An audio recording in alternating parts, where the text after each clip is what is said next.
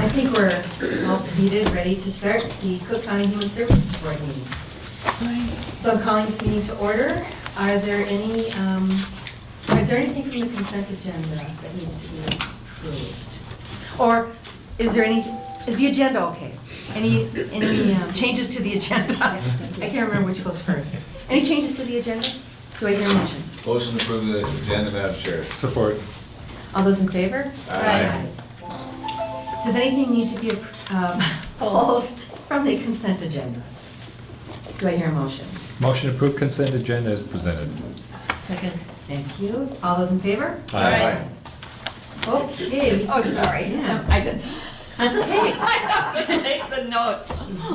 Okay. Oh, yeah, that was, Who approved? Frankie Motion Gary, for Frankie Stan to Gary. do the minutes. The meeting agenda was me, then Gary, and then the consent agenda was Gary and Jenny. Commissioner Storley, Commissioner Gamble, excuse me. Okay. That's good. I'm sorry. That's okay. Brett. Yeah, I think it's good to take time to breathe. All right. So let's see what got up. But nice to see you all here. And Thank you. Looking forward to a fabulous presentation. Thanks, man. Well, goodness, pressure's on. Yeah. Yeah. So Sue, did you want to introduce them, or is it okay if I just say, and then you're just gonna, is there any words you wanted to? No, I'm just gonna write. Yeah, you're right. So you're writing. Thank you, Lynn. We all know that. Thanks. Yes. You can introduce yourself. Okay. Yeah. Good morning, I'm Lynn Wright, Children's Mental Health Case Manager. I've been with the county for 2 years, in April, coming up in 2 years. I've had an opportunity to see a little bit of a change within the program. I'll talk about that in a second. I think I did give out the, I believe you got a copy of the presentation information. And so again, my target population is primarily children's mental health, and I think that part of that is child welfare, depending upon the diagnosis of the child and how that gets differentiated into the case. But the majority of the children that I have a diagnosis that qualifies them for the children's mental health case management program. As it mentions, my caseload is currently 18 children. I have 1 adult on my caseload at this point. And I think I would also say with that, even though I have mostly children as the primary, the families clearly are a part of that component, and the critical nature of just working with them in conjunction with the needs of the children is really the most important thing, I think. And the relationship building, because you really can't get a whole lot done if they're constantly wondering why you're there, asking them questions. So it takes a bit of work to kind of get that part going, I think. Children's mental health is a voluntary program as well, so I haven't had any court-ordered, and I don't know in the history of the program if there's been any court-ordered. There might have been, but it's not very successful because you can't force somebody to participate in therapy, so.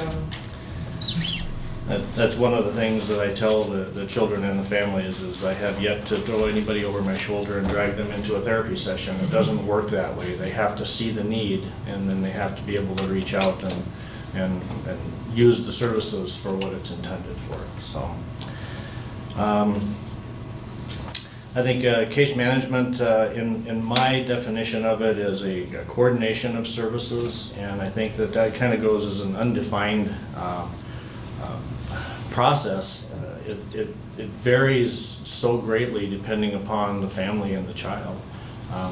You just really don't know when you're walking in the door what individuals are going to be needing, and so it's you know, it's a listening time. It's then agreeing to work together time, and then figuring out how to help them access those services. And that that comes in so many different fashions.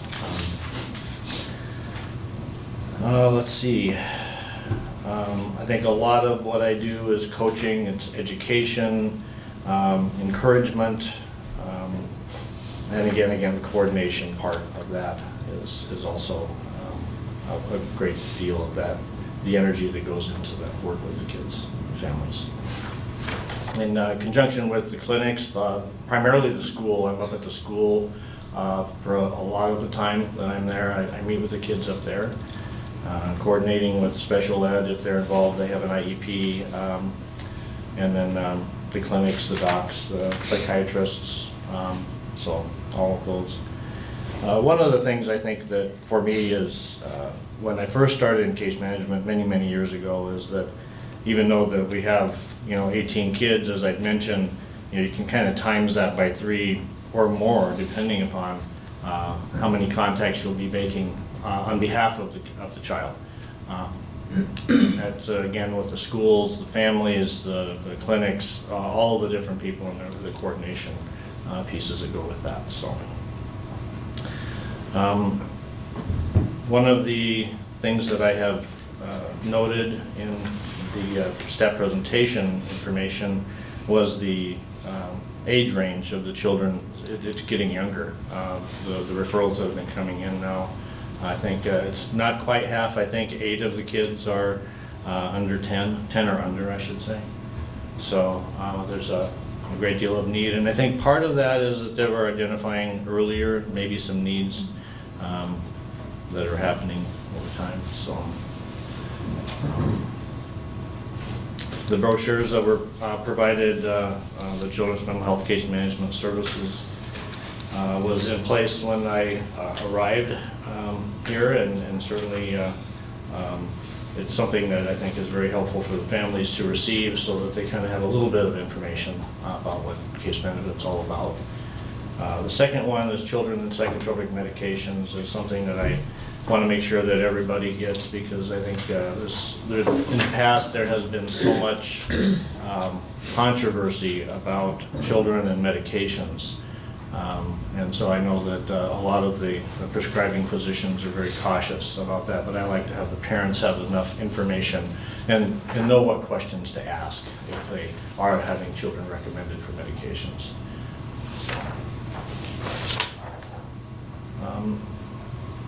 I can't think of anything else. Is there any questions? That's Jerry. I've got 2 questions. One is, how do you get the kids that come to your caseload? Who are they referred by, or how do they arrive on your caseload? And then the other one is, you were just talking about medication. What percentage of your kids are on medication? The referrals come in a variety of ways. We have a referral process that's a referral form for community, and so it's for school primarily. I would say a lot of times schools are our primary referral source.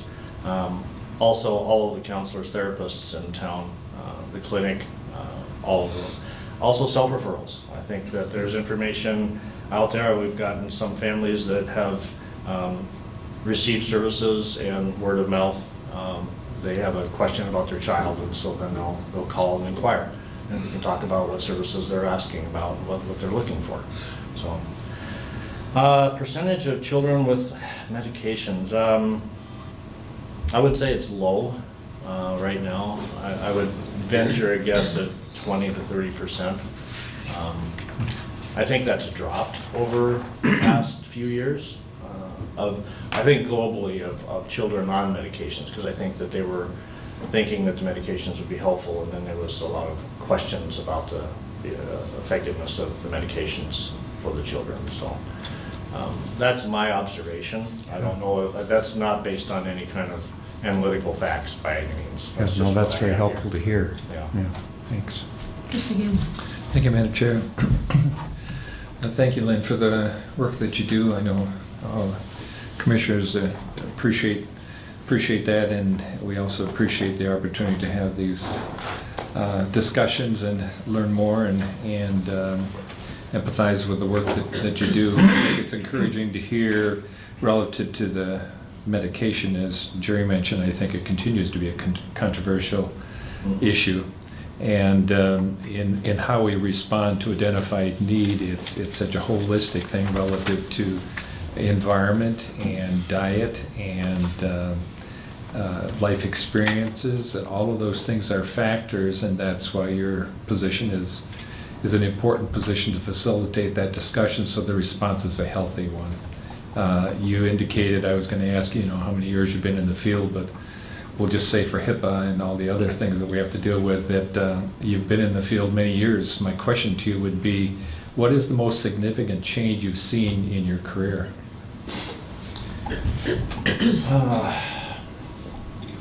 Boy, I think there's been lots of changes, lots of, strategies, theories, whatever you want to say. I guess I've been in the field since '88. I think that there's been so much. I don't know. I think that I would have to answer that maybe based on what's on the most recent. Grace, and as you may have aware, Grace has put together the trauma training that was presented, filled this room with providers throughout the county. The awareness of trauma on people, not just kids, but where it begins. I think that it's always been in the background of all of the work that I've done with people of all ages. And if you listen to their stories, there's something back there that you just really couldn't get your fingers on. And then now the studies and the work on trauma and the effect of trauma on people throughout their history, especially with kids. And if there's a way to understand how people's reactions, and trauma comes in so many forms. It could be an earthquake, it could be just some sort of a shocking thing, but that's how it affects the emotional intelligence of a person and how their ability to handle that. So I think the understanding of trauma coming to the forefront now as a way to understand how and why people react the way they do has been ongoing, I think, for many years, and I think finally it's just identified to a way that we can say, oh yeah, that's exactly what it is. So, and whether or not trauma is a part of every case is hard to know, but I think that there's a great deal of history in everybody's lives that we always think about, and how we're able to respond to that is, I think, the bottom line. If we're able to do it in a healthy way or not so healthy way. As a follow-up, I think trauma is one experience in the human experience overall, but it imprints on life. Mm-hmm. And there are positive, there are negative imprints, and those that find themselves in providing care for individuals are often trying to reshape the vessel, so to speak, for imprints that are negative imprints. And that is that's a discerning, empathetic, patient process. And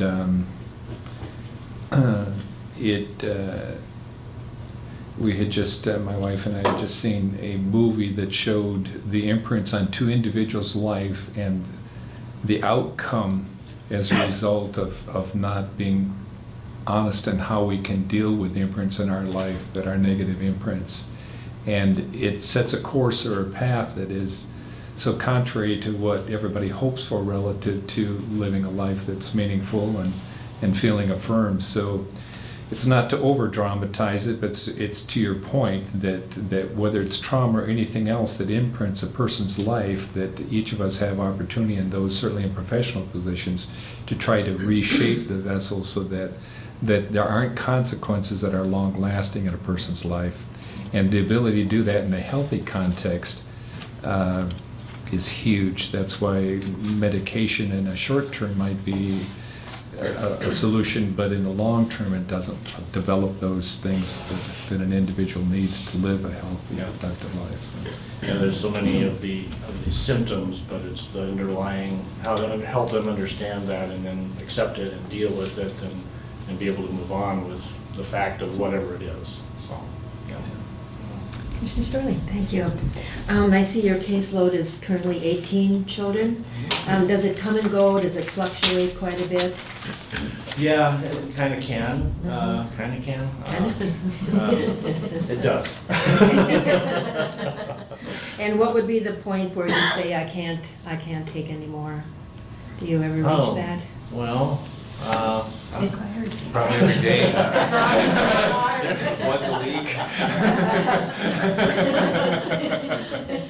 I don't like to, answer that. Ask that question.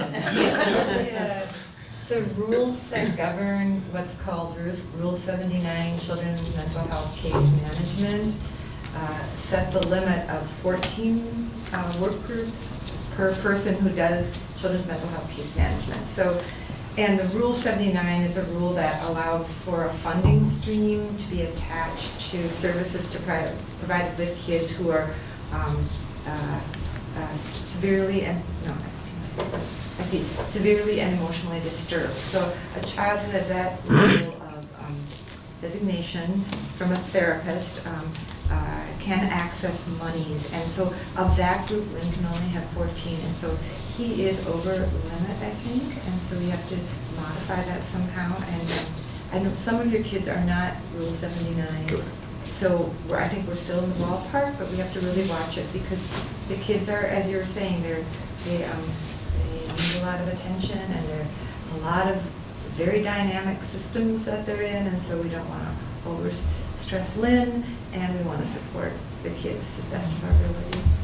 I think that makes Because when you mentioned that 8 of these children are under the age of 10, and then I see ECFE would be part of that. Those are tiny. They're like preschool, you Yeah. know? Yeah. Yeah. And that's, again, that's kind of the identifying source, and then just the sources of support that can go in earlier now into lives of the children. Yeah, thank you. Commissioner Moore? Thank you, Madam Chair. Lynn, first, thank you for your work. I've heard from several people, and specifically up in Grand Portage too, that your soft touch and personal attention is very well received. So thank you for that. Could you, and it's not that different than Commissioner Gamble's question, but maybe describe if there's a typical child who receives your services, or maybe a couple of different examples of what are the most common scenarios that come to you? I think that historically, in my belief, I think that parenting styles have changed. I was listening to a program over the weekend where it used to be a real sort of top-down, where it was always a mom and a dad and then the kids, and people figured out where their place was. And then there was that structure within that family system. And I think that I've seen so many of the parents that I've worked with, some of which were raised in foster care themselves, and some have suffered some pretty severe trauma and abuse. And I think that as they grew into having their own children, their own inabilities to maybe help a child through the trauma of childhood, if you would, because I think sometimes unless somebody is there with them, holding their hands through it, it's either going to be a rewarding experience or it's going to be a challenging experience. So I would say that there's to me, a change within the parental capacity, and sometimes if the child is in need of services, there's the therapist is also working with the family, because it's not just the kid. Now, there's always the case where there's, the child has, primary diagnosis or a genetic disorder or whatever it could be. But I believe that there's a specialized training to the parent to help them deal with that in a different way, something that they weren't prepared for. So generally, it's measured, and it's generally it's family history. I think that has a part of it. Yeah. Thanks. Chicken and the egg, which came first? Yes, Carla? I think, Lynn, you answered this, but I wondered if there was time within your work restraints to be able to do some interpreting of the child to the parents in a way they could see the needs and understand them better, because sometimes parents are angry by behaviors, and also to give them suggestions on what ways might be a better parenting avenue that would get the responses from the child that they're hoping for. Yeah, I definitely, it's that coming together, offering support, suggestions. You know, I think that my style is to offer that hand-holding, if you would. This is challenging, you know, it's very difficult when a parent is angry, and we have a number of those on the caseload that are have so many of their own issues that their kids become secondary, and it's unfortunate. And that's where, you know, you're struggling with how to approach that in a manner that's going to be accepted and heard, so that it's not, you're pushed back and pushed away. So, yes, it's a challenge. Just to your point, Carla, too, regarding parenting, is that that is a seriously absent resource in our community, somebody who can do quality in-home parenting education. Yeah. And we've talked about that for years and years of that. And there's some good models out there, somebody could be trained and provide it, but it just doesn't fit into anybody's realm. Right. So that's a gap, I think, so.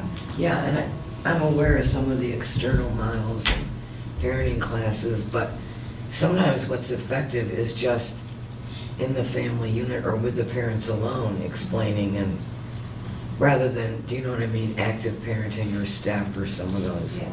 programs that are kind of canned versus from the heart, you Yes, know? yeah. That's Yeah. Thank you, Madam Chair. You may have spoken to my question already just now, but if there were one resource or service available in the county that we don't have right now, and you wish we would have, what would that be? I think, as Grace alluded to, I think in-home work, seeing families within their own environments is a real need. I've seen that be successful in other communities in the past.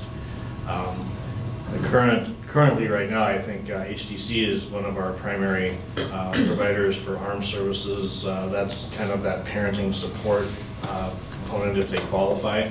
And they're kind of lacking staff right now, and so that is a gap in itself. And again, you know, staff changeover occurs. So we were very fortunate to accept Cooper here in terms of he was one of the former arms workers at HTC, and now he's with us for child protection. And we're lucky, because he's very skilled and talented in terms of working with kids, but we have that now gap that they're trying to fill. So, yeah. Oh, thank you. To Carla's point about parental education, that was the great part of ECFE. I worked in that program for 3 years, and I took the parents, and then the children had a chance to play, and it was just always a different theme every month, and it was you know, something that was appropriate to their situation with younger ones up to Right. preschool. I know right now that program is in flux. So, but I really hope that it will, you know, gather itself together and continue. At least it'll help the younger parents with the idea about their role in the parenting. Yes, indeed. Commissioner Wolf. Thank you, Madam Chair. I think this might be a Sue question. So if HDC is lacking staff, and we contract with them for specific services, does that mean that they're not meeting that contract, or are they actually not providing the services that the county is paying them for? And if so, how do we respond to that? Good question. I guess I would say that they are trying to hire people. And it's not easy to do that for these jobs. They tend to be lower paying jobs. The type of program, the CTSS, Children's Therapeutic Support Services, and the ARMS, Adult Mental Health Rehabilitation Services, are difficult jobs because you are going into people's houses, you're working with different clients. So I guess you could say they might not be meeting that, but typically that's not part of our grant. They bill for those services, so while we expect that, I guess I can say I know how difficult it is to find people to do that kind of work. The other thing is that we are talking with Ascend Services right now, and they are interested in possibly expanding some services up here to provide some armed services. So Mike Clavette from Ascend has sent me the information on how we could use them in providing some services, at least to help support. And I think that there's enough work for whoever can do it, really. So, and again, those are billable services, so they would be able to do that, I think, but they haven't guaranteed that they have a person yet, so. Madam Chair, and so would we have a fee for service arrangement with them as we do with HDC too? Like we pay HDC a lump sum and then they bill outside, so Ascend would not require that? No, because we would just be having them do those two specific services. The other thing that can happen with CTSS services is that a county can actually become a service provider to do that. And I think Lake County is most recently, maybe for a couple years now, Grace, has gone through certification through the Department of Human Services to hire people and provide that service. So that is something we could do if we wanted to expand our services. Well, maybe we could look at and see if that can partially or fully support itself here. We could. I can tell you it's quite a process to get certified, but, you know, Lake County's there, I'm sure they'd help us out. You're sure? They're still there. Yeah. Well, some of them are still there. Yeah, not all of them. Before you leave. Yeah, I'll get that done before I leave. Thank you. No, I might leave that for the next person.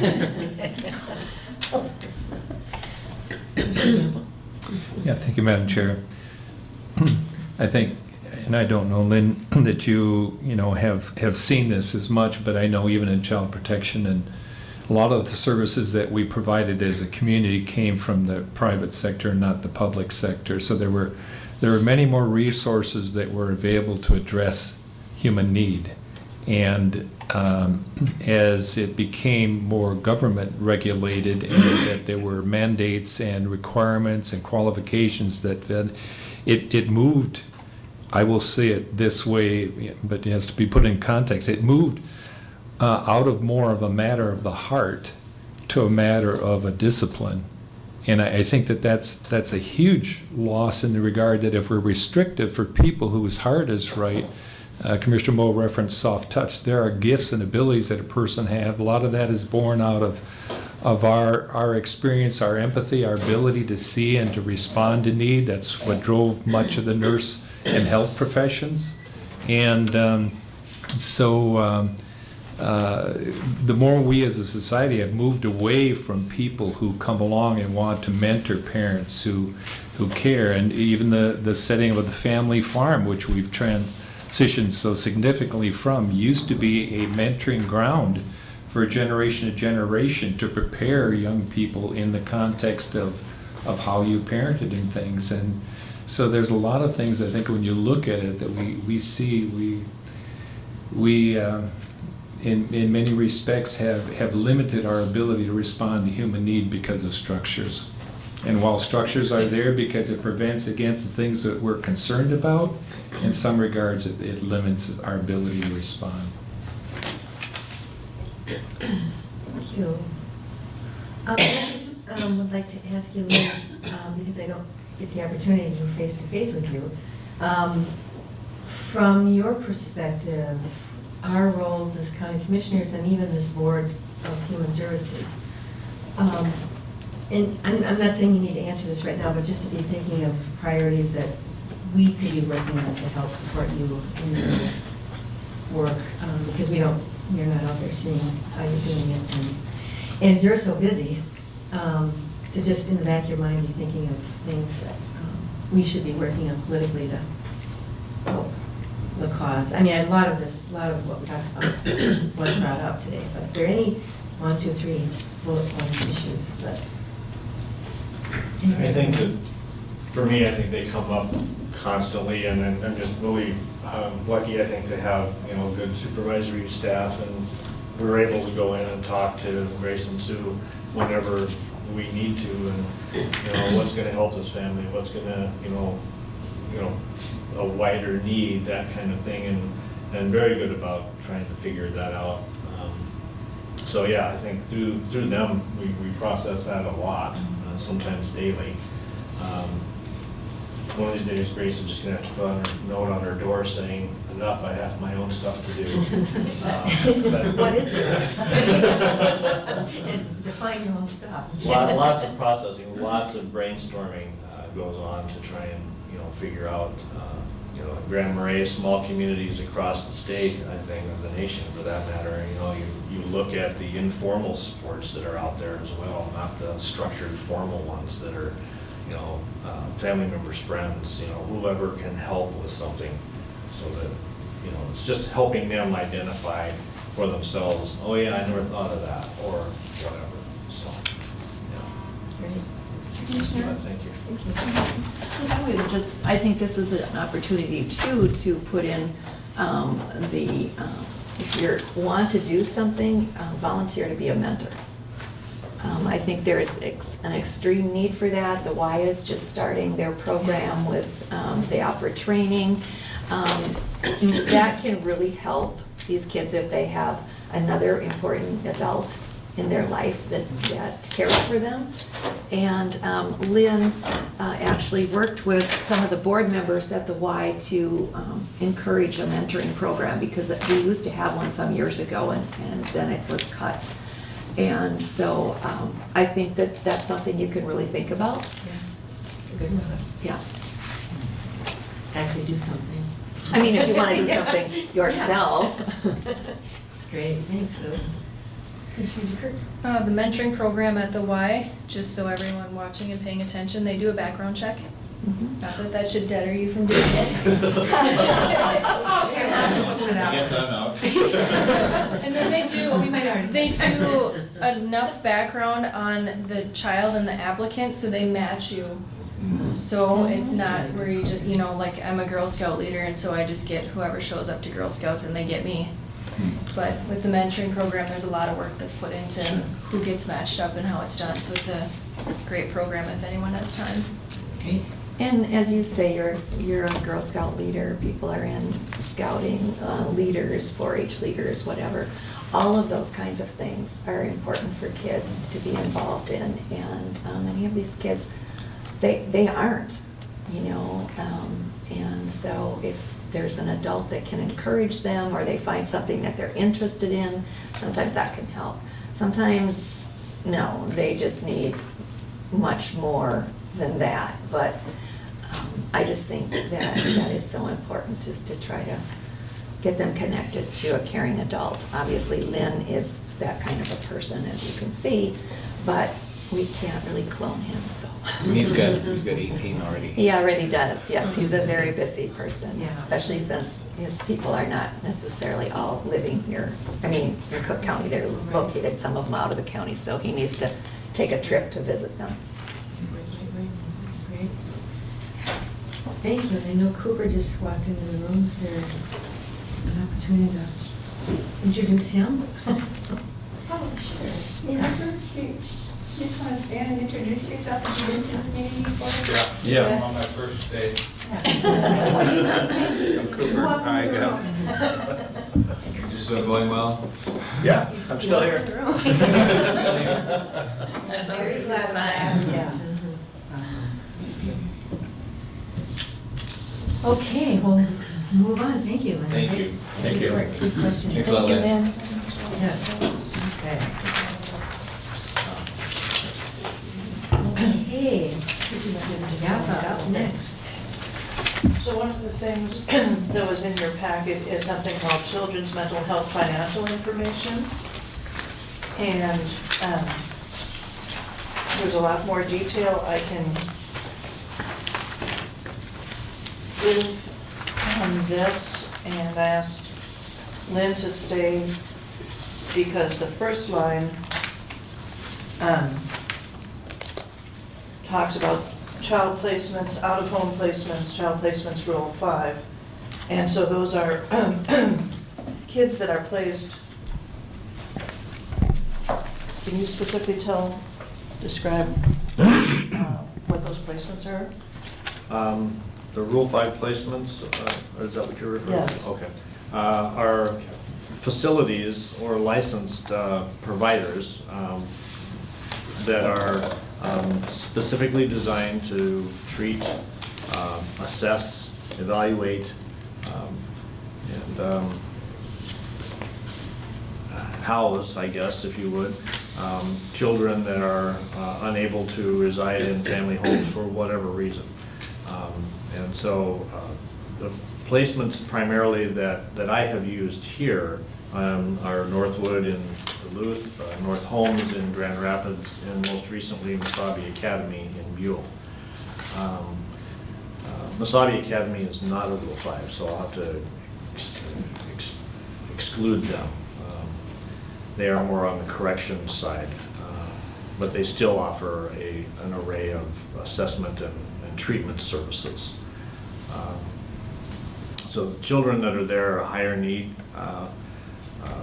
and into their adolescence, and a variety of reasons that they're in need of those issues are amongst the many things we've talked about today: parenting capacity, mental health. In some cases, the fetal alcohol syndrome is one of the areas that I'm most interested in right now for one of the youth that are placed out at home.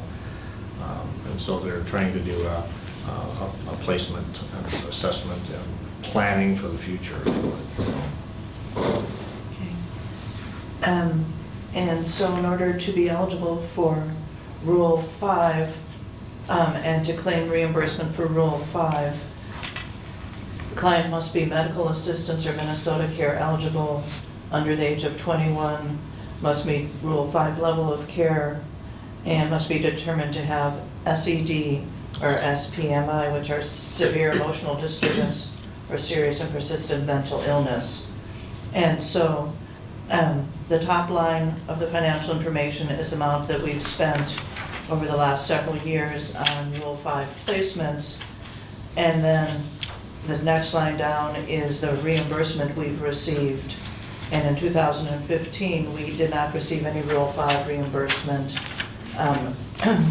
There's still a chance that we will get some for 2015. But we did receive some parental fee reimbursement in 2015 for a child in a Rule 5 placement. And there's parental fees, and then there's other income streams that the county can receive for children that are in placement. And so that's that top section there. And so while we're talking about what services are available in the county, there's also times when a child has to be placed outside of the county in a facility, and those are those costs that are part of that out-of-home placement total that we've talked about in the past. And then there's specific mental health services, and there's a little bit of expense that gets coded to there. What you don't see on this list of financial information is Lynn's salary and benefits, which are one of our biggest costs of the program. But under mental health services, in parentheses, you'll see revenue. And under children's mental health, targeted case management is where most of the revenue for his case management time, that's where revenue is coming in. And the targeted case management is a specific dollar amount per contact with a client per month. Currently, it's $996 per month for each client that Lynn has contact with. So if Lynn meets with the same children's mental health client 6 times in a month, we still get paid for one contact, that $996. Madam Chair, and Yafa, this is reimbursed by the state, correct? Right, and it's, I didn't include here because it's too much information, that it's reimbursed if the child is on medical assistance or a prepaid health plan, which last year would have been UCare, and this coming year it's Health Partners or Blue Plus. And it's federally funded, rather than, the money comes through the state, but it's federal funding.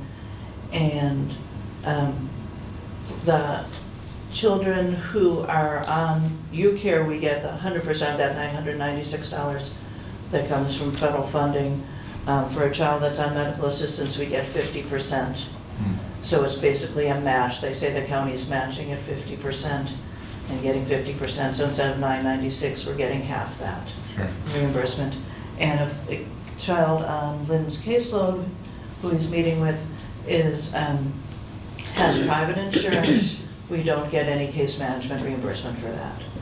We just get reimbursement for case management for children who are on Some type of supportive medical care. thank you. Yeah, Yes. thanks. And you can see in 2015, my projection is we're going to be getting $87,000 worth of case management, which is a reflection on two things. One, that our rate's $996 right now, while in 2013 it was closer to $700 for half the year. And also that his caseload during 2015, throughout the year, there was a total of 20 different clients. And so he's at 18 now, but there was 20 things that I have for 2015 on the report I ran. Yeah, on the, Madam Chair, on the figures at the bottom that show the number of clients and then the hours and the average time per client, what we've got is we've got more clients, if we were to believe these numbers, more clients and fewer hours and less time with client. Yes, and so this is a function of time reporting in a computer system. So if Lynn said he spent 6 hours on information referral as opposed to 6 hours on the specific client case, then that's not included in the 707-hour total. So this is pretty dependent upon time reporting that Lynn is doing. If we were So- looking, I mean, excuse me, in So, yes. looking at the figures on paper, how that translates into what, the service provided, the question would be, in other words, if you were coming to us and saying, and this is an earlier question in our discussion with Lynn, and says, what can we do, how can we help? And we say, well, if you look at these numbers, you'll see I'm serving more people, and the amount of time I get to spend with them is less, and therefore, I can't be effective in that. We need to hear whether or not these numbers translate to effectiveness and what we're trying to achieve. Because when I look at it, it says I'm spending less time with more people. Can I be effective in doing that? That's a valid question. The more people you have, the more stretched you get, and the harder it is to meet with them as much as they need, if you would. So. And the other thing coming out in our discussion with child protection is going to be that the state's mandating that we spend so much time with them, so we don't have the option. We have to do it in order to comply for the revenues, so. Yeah. I have to say too, as they have more cases, they also have more case notes to enter. And as you heard Lynn say earlier, they need to document all their contacts, with the parents, the phone calls, the visits, the discussions with school, the discussions with psych, everything has to be documented, and that takes a considerable amount of time. And I will say it's one of Lynn's favorite things to do. Yeah. And that's only because, Top 1,000. because it all has to go into the SSIS system, which can work really well sometimes and not so well, right? Yeah. So that's why I couched my response that the 707 hours is based on the time entry that Lynn has put in SSIS to say how much you worked on specific cases. And so if there's missed time, if you did spend more, and if this is the actual number, this is the actual number. Yeah. I will say, as someone who pushes the paper and works with the Children's Services team regularly, one of the things that I see is that people are really working as a team, and there's a lot of conversation, collaboration, and working with each other, working with families. And so it's not just Lynn by himself. He's got a support system of other staff at Public Health and Human Services and the Children's Services team. And then he's got me saying, you need your time reporting in before I have to submit my quarterly reports. And I've learned a lot about how to do that properly too. This is very helpful, because I think there's so much within the SSIS system that if you don't have the right tab or whatever you call those things correctly done, and then, I've learned a lot, thank you. So hopefully that will increase the reimbursements and all those other things, and getting it so that it's not a struggle as it has become a normal part of the routine. But It's nice to hear that there are staff that are technologically challenged also. oh, me.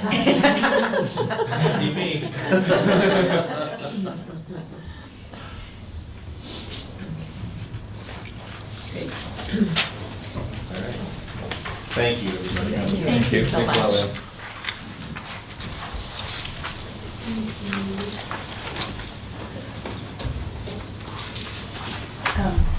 Also, instead of presenting you with a January financial report, what I did is I gave a one-page update on 2015, because somewhere 85% of the money coming in and going out in January was 2015 reimbursements and 2015 expenses. And so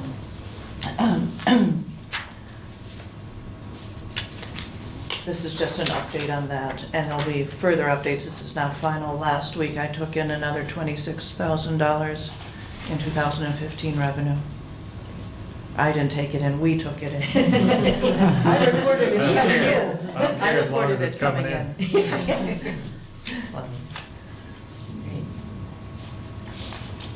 Yes, Jerry? Just to clarify, help me understand the date on this report.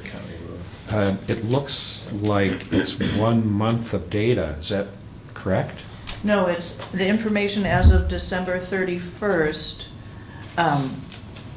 but it's, as of January 31st, it's all the income and expenses for the year ended December 31st. Okay. So it's January through December with all the money coming in and going out through January. And in February, there's more money coming in and going out for last year.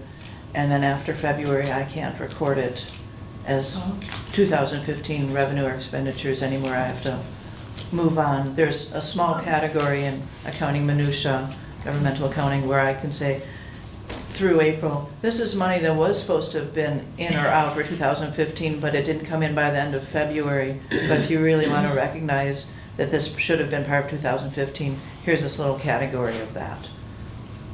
But at some point, you need to move forward, especially since you need to go through the audit process and close the books for the year and move on to the next year. Thank you, Madam Chair. This might be a question for Grace, I don't know. Under developmental disability services, we have budgeted $3,745, and it's about half expended for the year. And I seem to remember that was similar for past years.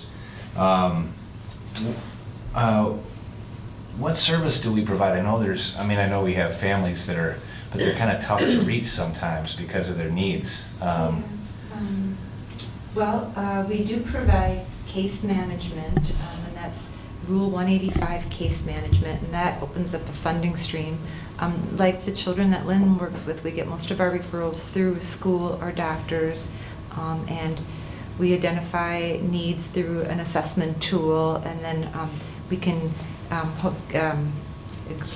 access some dollars that are called waiver dollars for the DD services. I'd have to look at this more closely to know exactly where these dollars are spent. But the dollars for the children come mostly from waivers that we get, which are state funded, based on a disability diagnosis and Social Security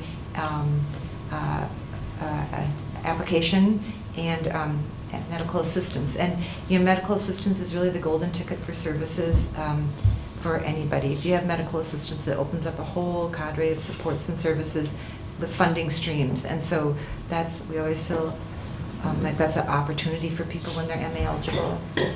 So this number would grow or decrease based upon the need. If somebody came to you and had needs, and you would find a way to meet the needs, and then that number would probably grow, and the money would come in or some of the money would come in to provide those services. Yeah. Excuse me. I just want, if you're looking at this report under developmental disabilities Yeah. for expenditures, that amount there is just a small amount of what the county's spending. All of the other services, when they're on a waiver, that all goes through the state and does not appear in our Sure. budget. So that's why it looks so low. Right. That's just Right. one small grant that we get that's specifically for children, and most of it gets spent in developmental disabilities.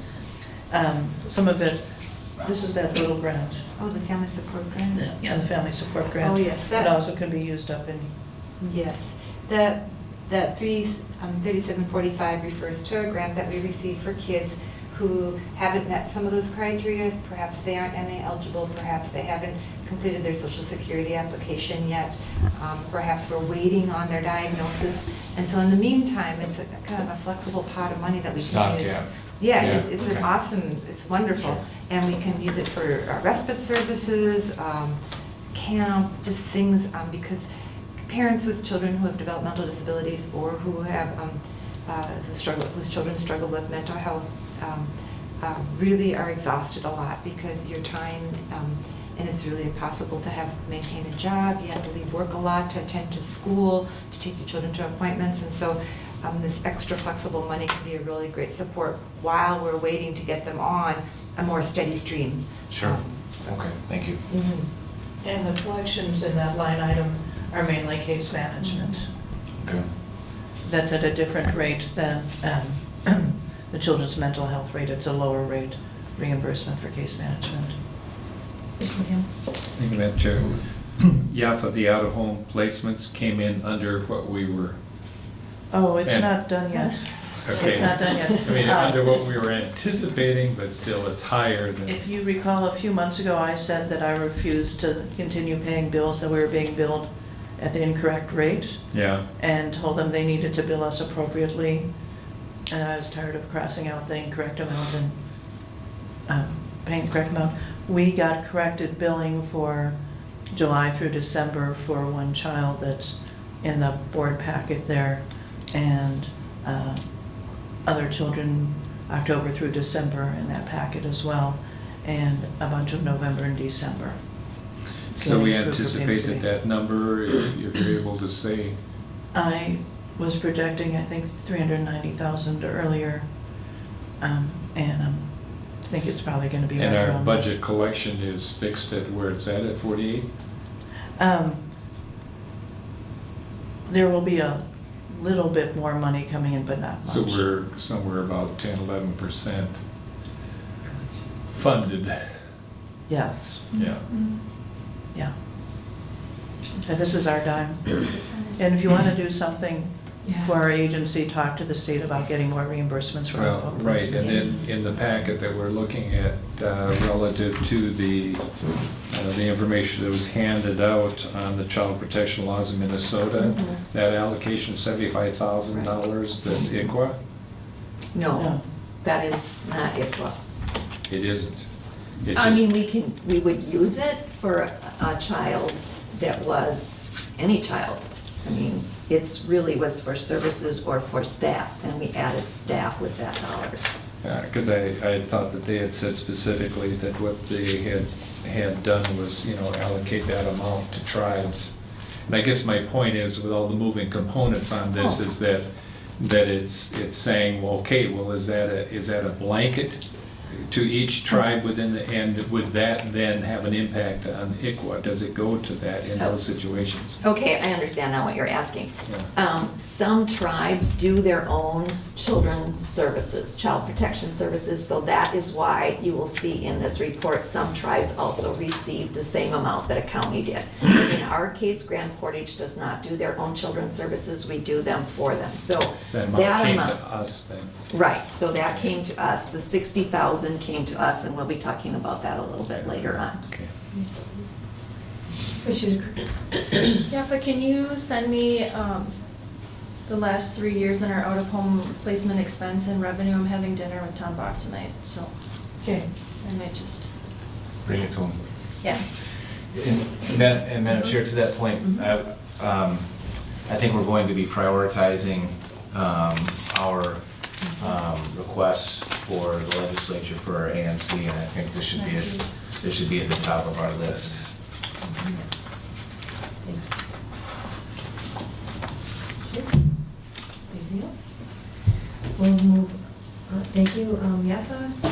We'll move into Sue's director's report. Okay, I just wanted to let you know that we still have some 2016 contracts that have not been brought to you for approval.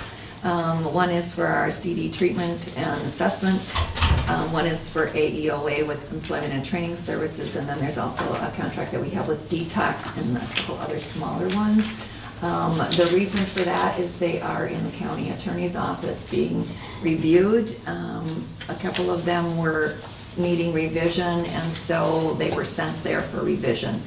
I will say that been working with Molly, and we thought that we would have them ready in February, but they have to be ready in March because our contracts carry a 90-day rollover clause, and we'll reach the end. So that is important that gets done. And so I just wanted to let you know that.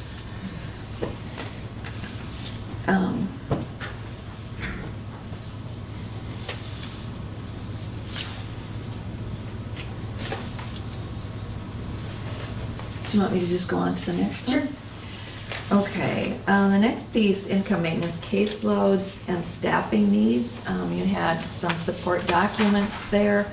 Hopefully you were able to print those out. There was a couple of caseload comparison charts. There was a staffing comparison chart, and then there was a page of describing our situation and where we're at right now with our situation. I'm going to turn this over to Allison McIntyre to talk about, but before I do, I just wanted to let you know that we spent a lot of time discussing whether or not we should come forth and ask for another staffing position. I don't take that lightly. We thought that we would be able to get by. I'm holding the state responsible for some of it because they have given us much work back that they weren't going to.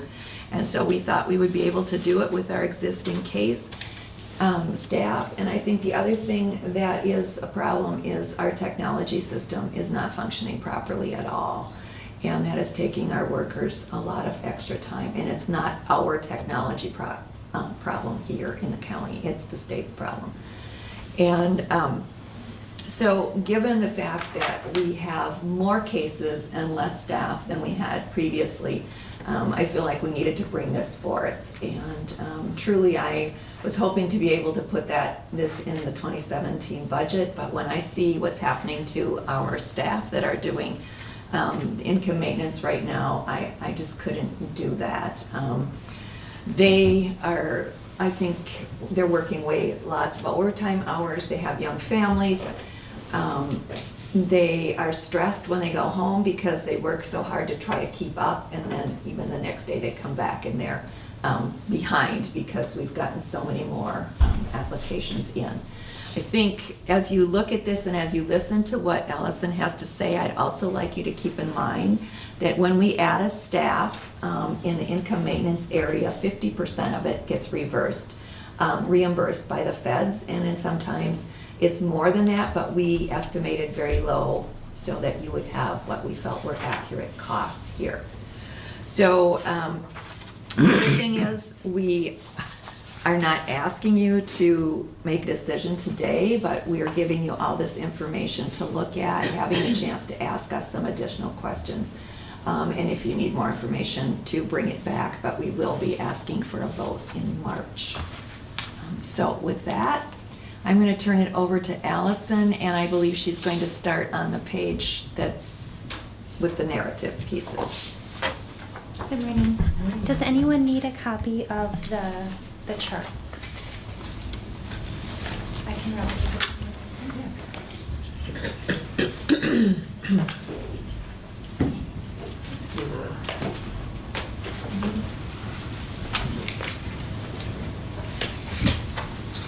And they are the same that's in the packet, correct? They are, yeah, Yes. they're just bigger. Right, thanks. For old eyes. So as you can see on the narrative here and the graphs, our caseloads have doubled in the last 2 years. So since 2012, our food and cash caseload has decreased slightly. That number is highly variable throughout the year, and what we're looking at here is year end.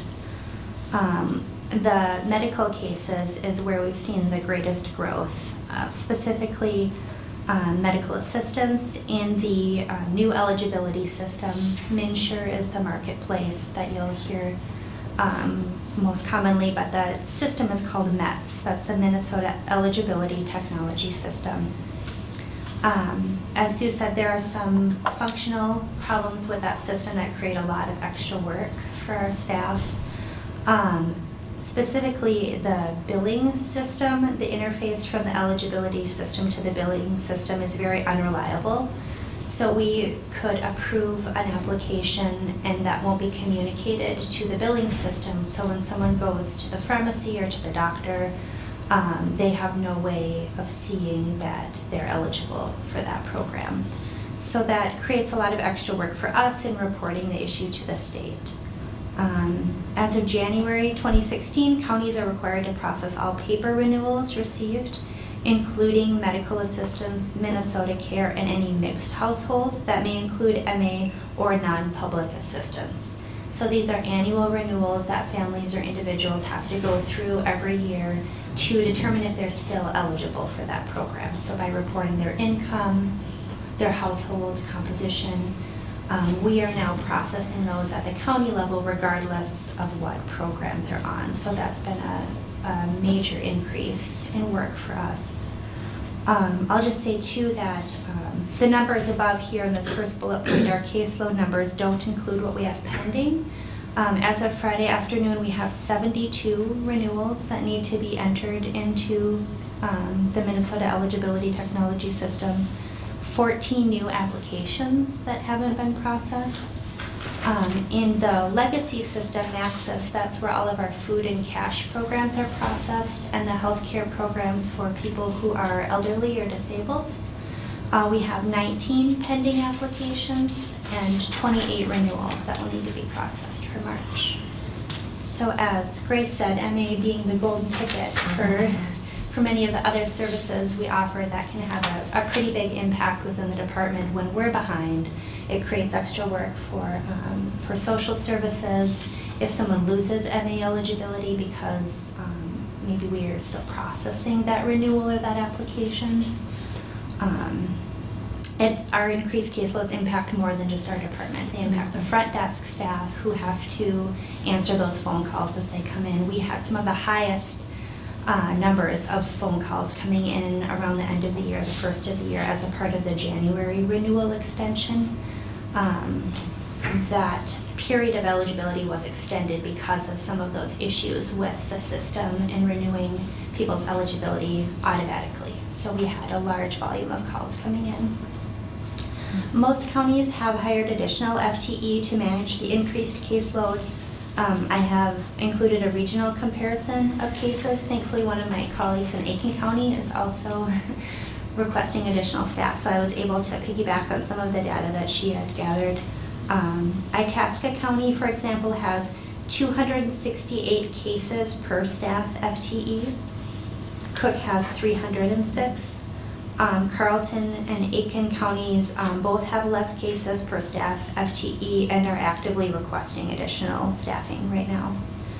St. Louis County, as you'll see, has a much higher caseload per FTE at 379, but large counties have dedicated staff or teams of staff who are really program experts and are much more efficient than our small group of staff who work across multiple, if not all, program areas.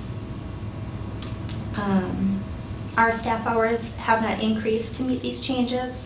Currently, our staffing levels are the lowest they've been in 4 years. The weekly total staff hours are 135, and that includes me as the working supervisor. My position wasn't replaced when I transferred internally into this role, and that's been an area where it's hard for me to, when there's someone who needs the services or there are applications pending, it's a lot easier for me to serve the clients versus doing the administrative work that I need to do as part of being a supervisor. So there are 4 employees working in the IM programs, income maintenance programs. Just 1 staff is working full-time on client casework.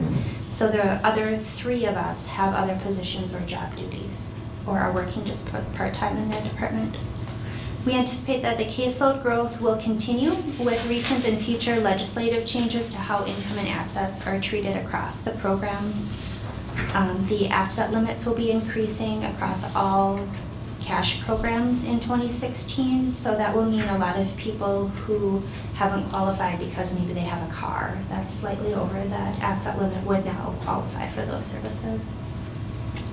Other considerations for 2016, we have our SNAP management evaluation. That's every 2 years, where the state is on site conducting audits of our food support program, how timely we are in processing applications. They look at certain customer service components, and if we aren't in compliance with these measures that are actually set federally, then we would have to have a performance improvement plan, as we did 2 years ago with the income eligibility verification system. I was here a few months ago talking about that. Other considerations: staff retention and turnover, quality, accuracy, and customer service can all suffer. We don't have any backup for any planned or expected staff leave, and that includes planning for long-term retirements that may be upcoming.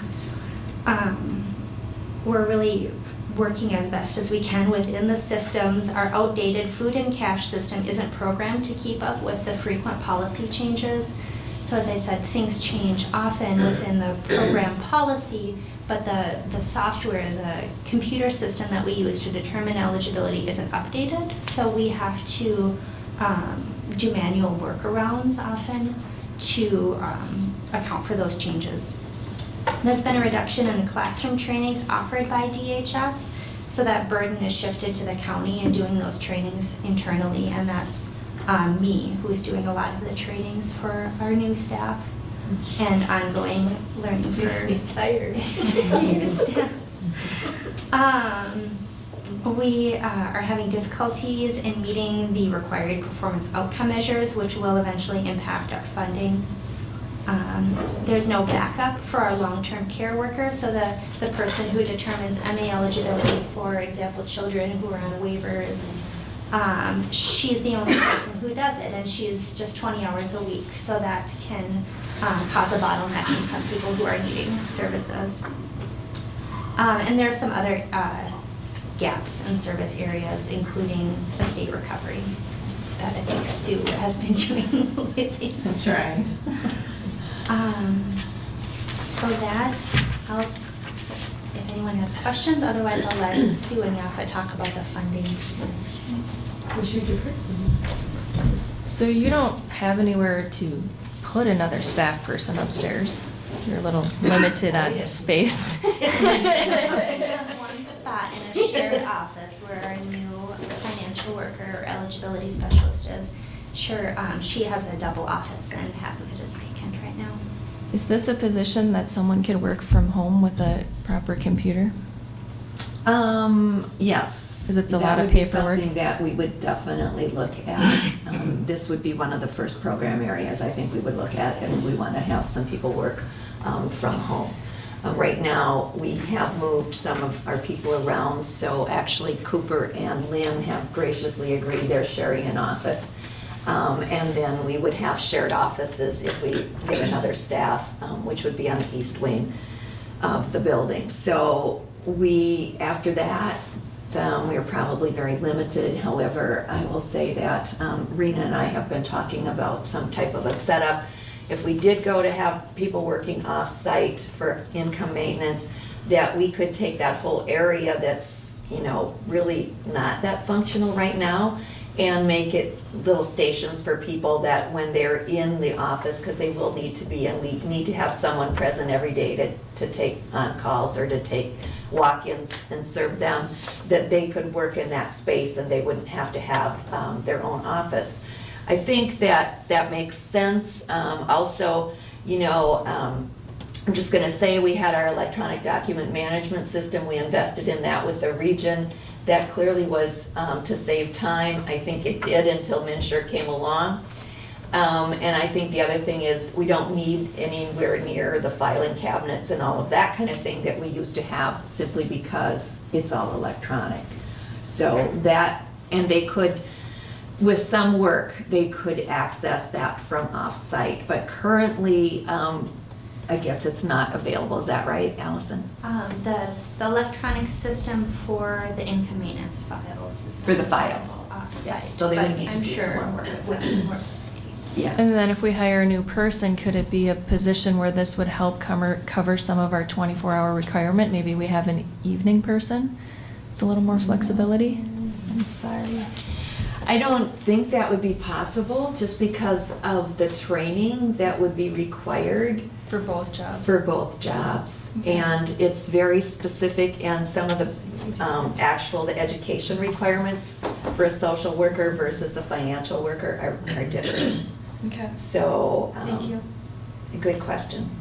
That's kind of the exploring we've been doing too. How many hours are you looking at for this new person? Well, if you see on here our plan, we put together several different options. And one would be if we could get someone to start May 1. The other one would be if we could start June 1st at 40 and 35 hours per week. And meeting with Allison and Andrea DeBoer, who works in this area as well, part-time, and then Pat Strand, who works in the area part-time, and then Allison Plummer, who works in the area full-time. They really believed that we needed a 40-hour person. And part of that is getting prepared for just turnover in staff. You know that Pat is also the Veteran Services Officer, so she only has 20 hours. And she does all our long-term care eligibility, and we have nobody else that knows how to do that. And we know that her days are, winding down, so. Anyway, that's a concern. So that's what it would be if we had a 40-hour-a-week person. Does everyone have this chart, by the way? So we're all looking at the same thing. Okay. And we considered salary and fringe, and then deducting the revenue. As I said, we estimated that low, and the net cost to the county is in the last column. So we could add a 40-hour-a-week person starting May 1, we would hope, for $23,000. And then again, we never know if the person's going to take, health insurance or not, or whatever. So, Commissioner Moe, did you have a question? Comment and a question. Thank you, Madam Chair. I've said this before, this really angers me, and not at you, but at the situation that the state of Minnesota has put you in, and then us in. We have a budget, we've already set it, and we have a dramatic increase in staff need. I think it's unfortunate. And from your perspective, I don't see that you had any choice but to come here and ask. And I think just for myself, I need to process this a bit more. I'd like to just hear from our administrator, Jeff. If we could talk about this in terms of our staff plan, resources to cover it. Do we have any other creative alternatives for making up this shortfall other than the budget reserve, which would need to be then filled next year? You know, we would have to increase the levy to cover it. Yeah, I know. If I were to make one general comment, is that we had to cut so much excess, and we were talking about hundreds and thousands of dollars, $100 here, $1,000 there, that we don't have the ability within the budget to absorb any changes to the budget, and it's almost it's almost never going to happen that we don't have something come up that's unexpected. So the situation we were in last year required us to take those lengths and to cut as much from all of those budgets as we could. So there isn't really an opportunity to absorb this from moving monies from one pool to another. So I don't know that we would have an option for 2016 other than to look at funds. But what we have to do in between now and March is to rerun the reimbursement numbers, run what we would expect. When we had this conversation about PHHS staffing last year during budget time, we ended up being able to do a cost benefit to show that adding the staff was actually going to be a benefit to us. So one thing that I'm going to want to run and take a look at, as Sue said, a lot of people are doing overtime at this point. Is the overtime going to cost us as much as the additional person? And at that point, is that within the budgeted numbers? So we're going to have to look. We're just going to have to put pen to paper and find out what that number really looks like. Like she said, Sue always brings very conservative numbers to this group to look at, and then we sharpen the pencil. But every time we sharpen the pencil, we take out the ability to adapt to something that we can't foresee. And we now know that the environment changes faster than our budgeting process. So it really just points to the long-term need to build that fund balance back up, so that if we were hit with something $20,000, we'd go, oh, okay, well, we would just take $20,000 out of what we were planning to put back into the fund balance this year.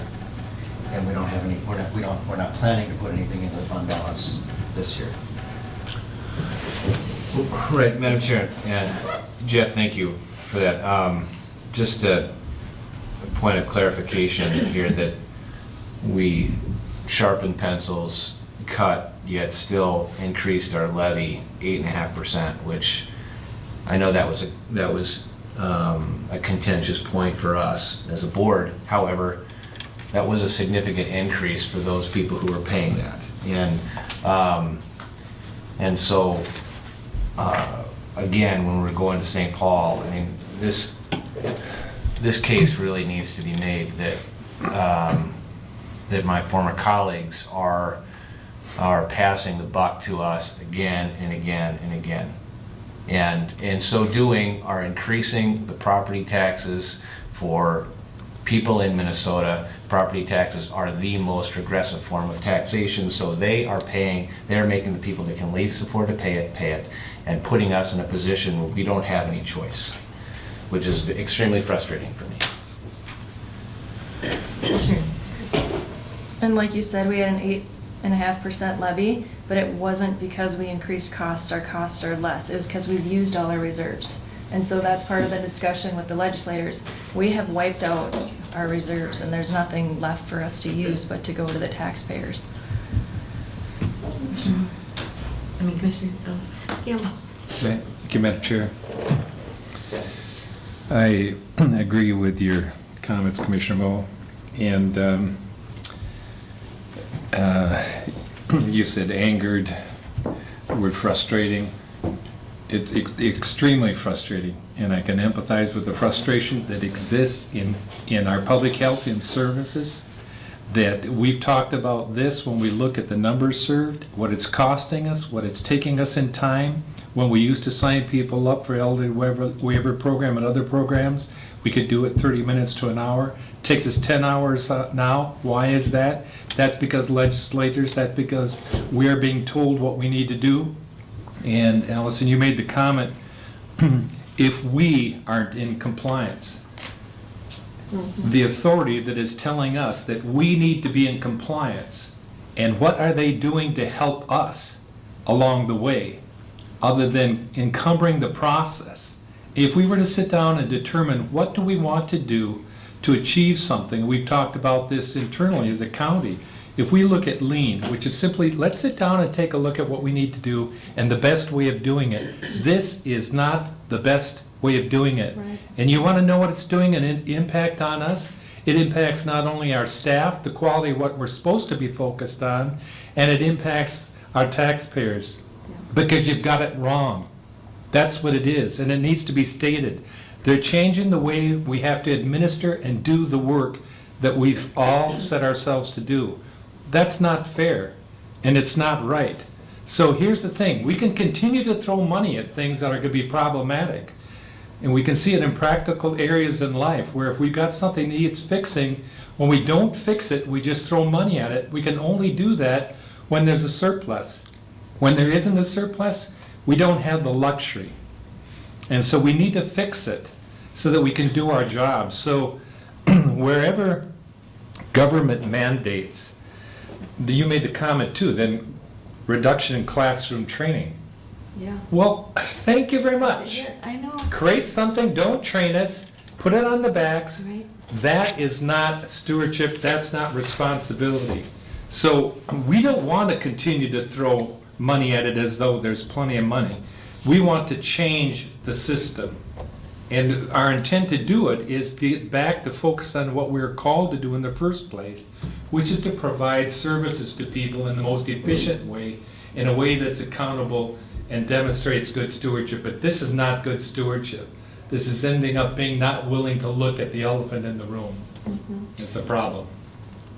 And in reply to that, I will say I can't disagree with anything that you're saying, but I will say that last month when we went to MAXA and we went to the healthcare committee and talked about this very issue, every county is so frustrated about this. There is people walking off the job because they can't deal with the stress and all the change that comes every single day about how to redo this system, and the system is not functioning.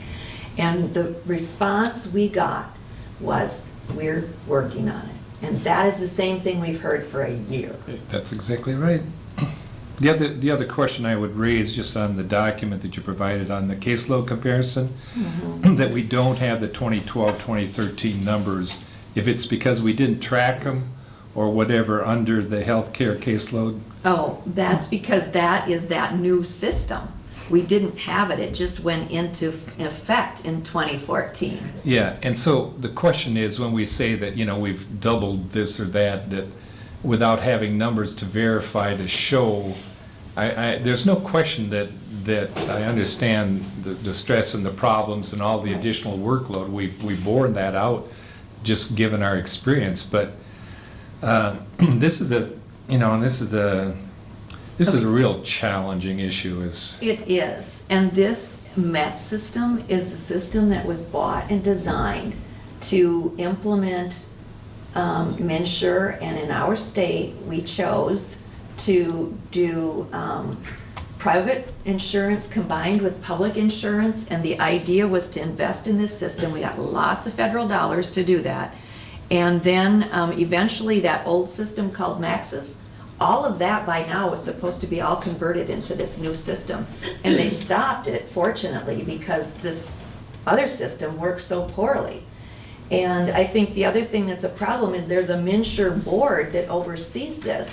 And I don't think that counties have a voice there. And I don't know that how many people on that board really understand the needs of people that need to be eligible for medical assistance. I think, you know, clearly we have way more people eligible and getting the services when we can get them on. But they continue to be confused. I've been on the phone with a person, I mean, he's getting like 6 different letters every day from the state, and some of those are generated. We don't generate them, they're generated coming out of there. Oh, you didn't pick a plan, oh, you're eligible, oh, you're not eligible. Oh, so then that's a panic for them, so then they call us, which I totally understand. And I agree, I don't think counties should have to fix it, but I don't see any other way to respond to our people. And I don't want to lose the staff that I have right now.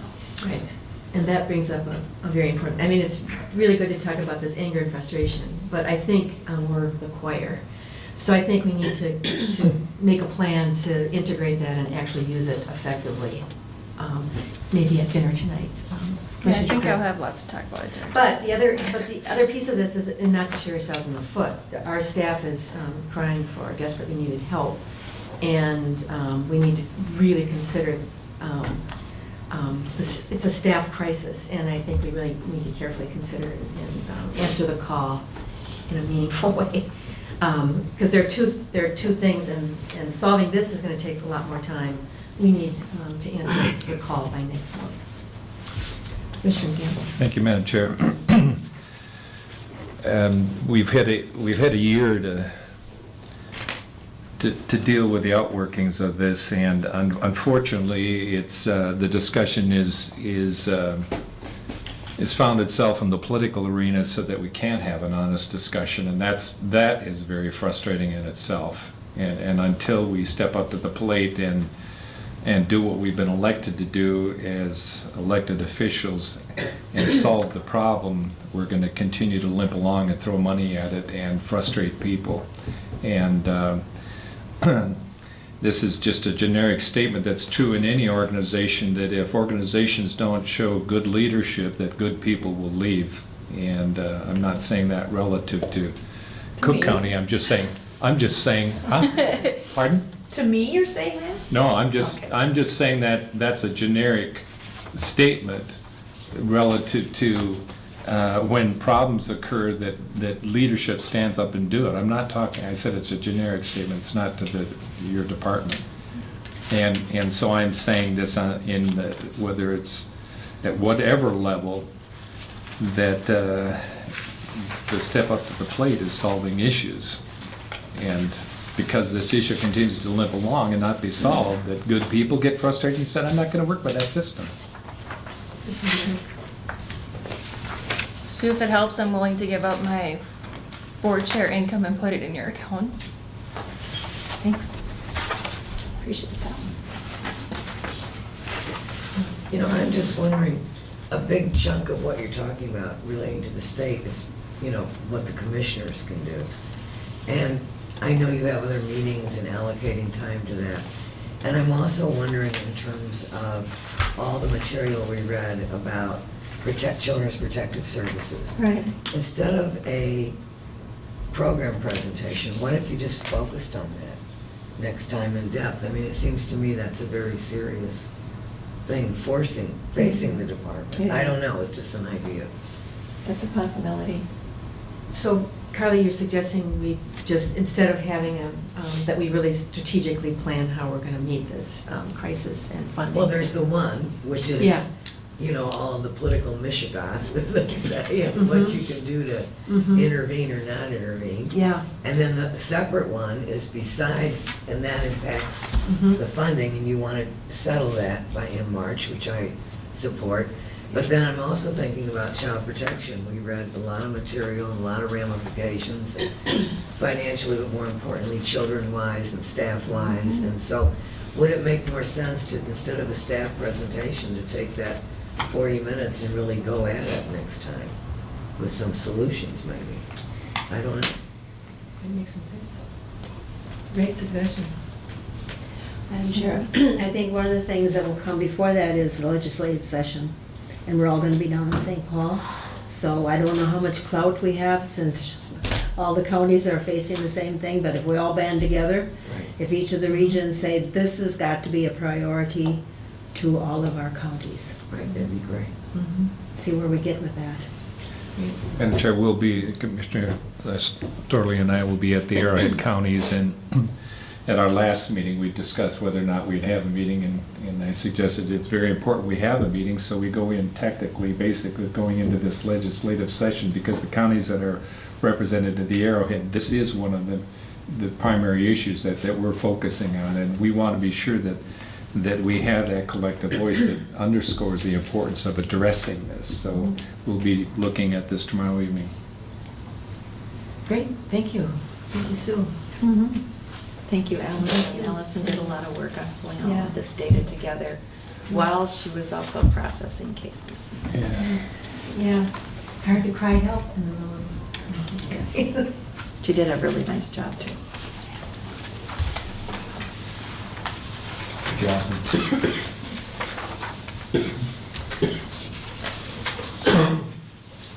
Okay, so moving to child protection laws? Do you want to Or anything? have this discussion today, or do you want us to bring it back in March? It might make sense to bring it Is it back. time sensitive now? Or, The piece that's time Yeah. sensitive related to this is, I brought this because I think everybody gets this right. One of the priorities that AMC has selected is child protection foster care. Child protection issues are also a priority for our Directors Association, MAXA. And this needs to be something that you would talk about. I know that you're also concerned about program aid and transportation in lieu of taxes. I get that. But this whole idea that we need to have 24/7 coverage, I think is not realistic. And we managed to do very well with what we're doing, and I want to just congratulate Grace and her staff, because they did meet the requirement for timely face-to-face contact with alleged child victims in 24 hours, and that's huge. And as you read in this report and in the news article, not many counties met that. So I think, we're doing well there. Do we have room for improvement? Yes, we do. But Grace has really worked hard with her team, and they have put together an improvement plan and a maintenance plan. But without the law changing, we will not be able to not implement the 24/7 coverage. And when we were surveyed, the response is that it is not appropriate to just have law enforcement being your response. The state is not accepting that. And again, as you can see, I don't know if you read this article or not, but this came out a few days after this report. So Brandon Stahl, who has done many child protection articles over time and really brought a lot of this to light, and much of this was created the governor's task force, etc., did this article. And I think it's unfortunate, obviously, that this happened to this child. But on the other hand, there were a number of counties that did meet some of the requirements, but they only talk about those that failed. And I think the other thing that really bothered me about this article is what one of their assistant commissioners said, and that was Jim Koppel. And his quote is basically saying, well, counties aren't doing what they're supposed to do for a long time. And we are a state supervised, county administered, and I think we continue to ask the state, what does that really mean? If you're providing the supervision and the means for this, how come counties are having to pick up all the pieces all the time? And it's frustrating. It's one of the reasons that I am really just pretty much done. Yeah. Commissioner Gamble. Thank you, Madam Chair. Let me just say I understand. Good. Yeah, I understand. And that's why I say we lose good people when the madness under which we need to operate these things. I mean, child protection began 1874, 1875, late 1800s, and it was born out of a concern actually looking at, protection for pets, for animals. They said, well, we really need to have a mindfulness relative to to our children. And so we've seen the migration and things that have changed, and it's very frustrating.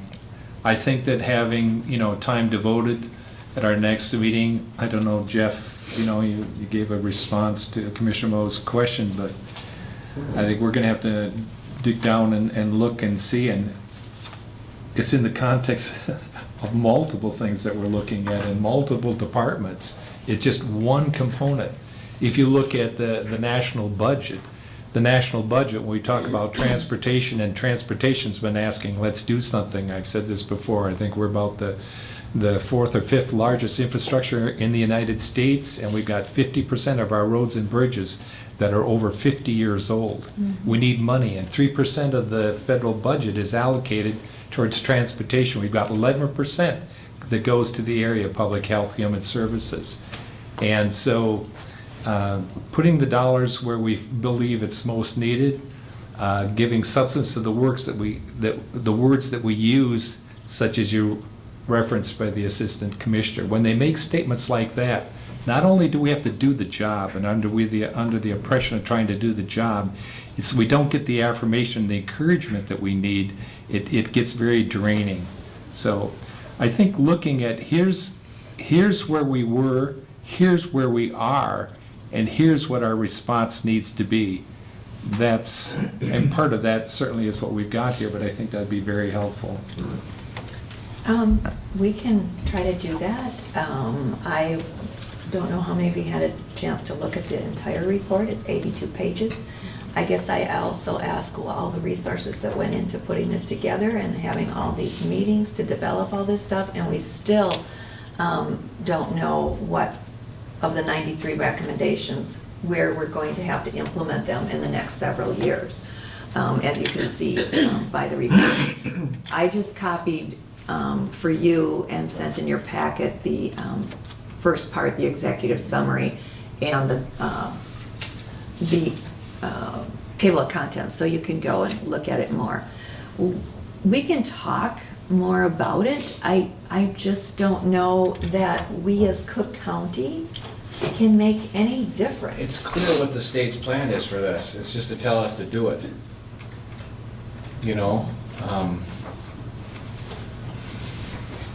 But that requirement, that time that we had was up until the end of 2015, and now it kicks in, as far as needing to be at that 90%? The 90% is, we did meet one of those, Yeah. but the other one we did not, which is what this paper is about. Mm-hmm. And so my understanding is we will get the option to have another 75,000, but we will only get part of that, and we'll have to earn the rest. Is that how you understand it? Okay. And so that will be happening. And this is on state fiscal year, so it's when we're doing our budget for calendar year, this is really, again, one of those things where you have, it's a guess on how you plan, because we won't know what this is going to mean when we're doing our budget, for sure. And while I think our people are working really, really hard to meet these requirements, you have to remember we have several new staff. We have Grace, who's doing a caseload now, and training people, and it's hard work, and there's so many laws, and I can tell you, these people don't sleep well at night either, because it's the chance of, are they keeping the kids safe or not? We can make safety plans with parents, but then at one point we leave the house and you have to hope that they just agree with what it is that you've laid down and that they've agreed to, and that those kids are going to be safe. Even if you have the time, your power's limited. Yeah. And no matter how much you had, no most skilled person in the world can't be 100% sure that it's safe. Exactly. That's the bottom line, and that's why tragedies occur. Mm-hmm. And tragedies sometimes occur in horror situations. I saw in Illinois when they documented people never made their visits to foster homes for years and documented they did, and some kids starved to death. Mm-hmm. And, that's the part of the problem with our And that's the part employee. that Yeah. makes Yeah. the news. It's Yeah, not it does. the Not part the good of part. 99 others that did all their visits. Right, and some people, and maybe extraordinary hours people sometimes put in even without reimbursement to help a kid. That doesn't make the news. You're so right. Yeah. Okay, well, I think we all realize this is a very important issue, but we're not gonna be able to solve it right here, so, but thank you for, Madam Chair, just to that point though, so, again, we're We're gonna making a step. prioritize, Yeah. these are two issues that Sue and the rest of our staff have brought to our attention repeatedly since I've been here. So, obviously, they're gonna be on our list of legislative priorities that not only should we bring to our legislators, but this is largely an executive branch function. You know, Governor Dayton's office needs to hear what they're responsible for. okay, It is also very difficult, I think, too, because in the midst of all of this change that's going on at the state and being imparted to the counties, we changed, there's a new Commissioner of Human Services. And that's a whole nother piece of, we don't know what direction that is going to go or what avenues that's going to take either. So we're kind of sitting back and waiting, and there's been new people appointed to other assistant commissioner positions. And so there aren't even people hardly that you know anymore there to talk to.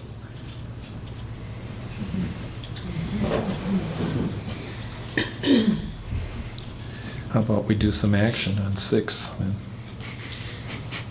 yes, well, There you go. let's help the situation with one little piece of action.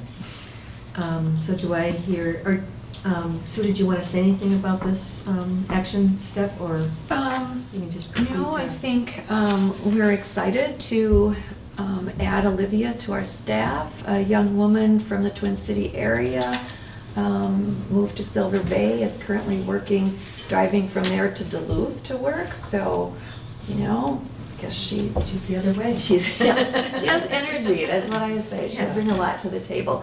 And she, I think it's a good thing, she'll be working with some experienced staff. So Barb Rasmussen, Martina Williams, they're going to be great mentors and help her through it. So she is so excited about being a social worker. And it was nice to see that in an interview. And so I hope a year from now that she still feels that way. With some depth and understanding, yeah. So do I hear a motion? So moved. Second? Second. Any opposed to appointing Olivia maybe to social worker 1? All those, any discussion? All those in favor? Aye. Aye. Okay. So we'll move on to committee reports. Arrowhead Economic Opportunity Agency. Meets tomorrow? Arrowhead Health Alliance did not meet this month, but they gave Rick Schaefer from the Arrowhead Health Alliance gave a great report at the Community Health Board. So I'll talk about that in a minute. Arrowhead Regional Corrections. Haven't met, although I was part of an interview committee, and we did hire an individual to fill the position at AJC, which is the juvenile center. And the individual's been with Arrowhead Regional, and she was very impressive, so that's good, but we were meeting yet this month. Great. Community Health Board, like I said, Rick Schaefer gave a report from the Arrowhead Health Alliance about the telepresence and that project. And looking for my notes here, I think we've expanded our telepresence network in 2015 to 100, and the hope is to expand to 400 in 2018. And what that means for Cook County, Sue is directly connected at your desk. And I think Allison Heron is connected at her desk. She is. We have a network connection upstairs for child protection. We can connect on a lot of different ways from between counties. We have been using it for child support hearings for some time, so that's worked well. Some of the expansion part is to also get video this service into the jails so that they can receive mental health services without having to leave the jail. The other part of that is that as soon as Grand Portage is connected, they have the sufficient broadband, then we will also be able to do our chemical assessments for them via this without travel. It's a great communication tool and it's very clear. It's way better than Skype and it is encrypted, so that's why it can be used as a telemedicine feature. And I don't know if you have, we also have a site at the hospital so that if somebody comes into the emergency room, they can connect with some mental health persons in order to get some support and advice on how to deal with that particular patient. So it's also a good thing. So in a very short period of time, that network has really up and running Right. and serving mental health needs in the region. Yeah. Madam Well, Chair, just a quick question. yeah. So who would be the provider on the other side then? Does that come to your staff? It just depends. No, probably not right away. It could, but it would go to the Birch Tree Center Okay. in Duluth, Sure. and they have people on staff that could do that. And then there also is a local person that's paid to be on call to do that service if they're ever needed, or should that individual, when the professional talks to the other professional in the Birch Tree Center, they decide that more follow-up is needed or somebody else is supposed to be there, that person would be called in, the one that's locally on call. And I think we still have the same person, correct? So. Okay, thank you. Okay. Public Health and Human Services Advisory Committee, Carla and Jerry. We didn't Didn't meet. meet. Healthcare Planning Committee, Ginny. Okay, well, we had a good presentation by Sue at that meeting and brought everybody up to speed to know about some of the situations here for sure. Matt at HDC said that they do have a position open for a peer specialist in the mental health, so they're out searching for that. And Rita told us that Dr. Stover is cutting back some of her hours, and I thought, I said, what about Birch Grove? And she said, well, she might be down there one extra time, but she is going to be cutting back, and that will be later in February or first part of March. Thank you. And then the last North Shore Collaborative, they did meet, and Steve Baroud was at that meeting, and he talked a lot about how the HDC is collaborating, particularly in Lake County, as people leave the jail system. Evidently, the written plan is often tossed in the trash before they leave. And HDC is working toward having face-to-face meetings with people before they leave the system so that they can set up referrals and just have that human care element as part of that. So the North Shore Collaborative is truly collaborating, which is amazing. And I should add something positive on the state's position, since I have not been very positive about them today. But truly, we can do all this video connection and because of a state grant for our region. And all of the expenses for the equipment are being paid and all of the costs for the actual connections are being paid through a grant. So we are getting some positive things. I just want you to know that. Great. Thank you. So do I hear a motion to? So moved. Second. All those in favor? Aye. Thank you, everyone.